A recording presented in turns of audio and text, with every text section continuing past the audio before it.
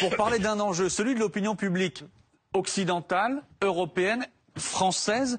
Et pour convaincre les Européens et les Français, les Israéliens ont lancé une grande campagne, une campagne de pub, il n'y a pas d'autre mot. Et une campagne de publicité. Ça fait maintenant quelques jours que sur les réseaux sociaux, il y a pas mal d'internautes qui s'étonnent de voir, avant de visionner la vidéo de leur youtubeur préféré, de voir apparaître des publicités. Vous le voyez en bas de l'écran, sponsorisées par le ministère israélien des Affaires étrangères, une publicité qui donc défend Israël et qui légitime les attaques israéliennes contre l'Iran. Mais concrètement, que disent ces pubs?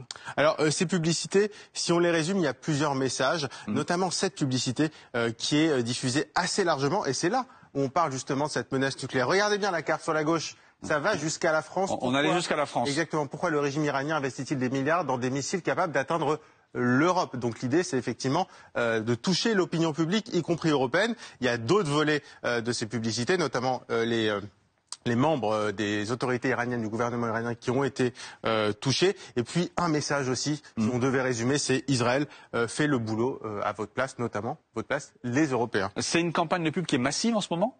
Alors on ne connaît pas le montant, il n'est pas public. Ce qu'on peut voir, et ça c'est intéressant, 4 langues. Français, italien, allemand, anglais. Donc ça touche vraiment l'Union européenne. Alors j'ai compté à la main, j'ai envie de dire, les scores de ces vidéos, parce qu'elles sont accessibles aussi sur la chaîne YouTube du ministère des Affaires étrangères israélien. 22 millions de vues en une semaine. Donc c'est probablement massif. J'ai demandé aussi à YouTube si ces vidéos posaient problème. Non, a priori, YouTube me répond que s'il trouve des annonces qui enfreignent ces règles, elles sont supprimées, elles ne sont pas supprimées, donc on imagine qu'il n'y a pas de problème de diffusion. Donc oui, c'est un phénomène assez massif, sachant qu'il y avait eu une précédente campagne massive de publicité sur YouTube de la part du gouvernement israélien, c'était après le 7 octobre.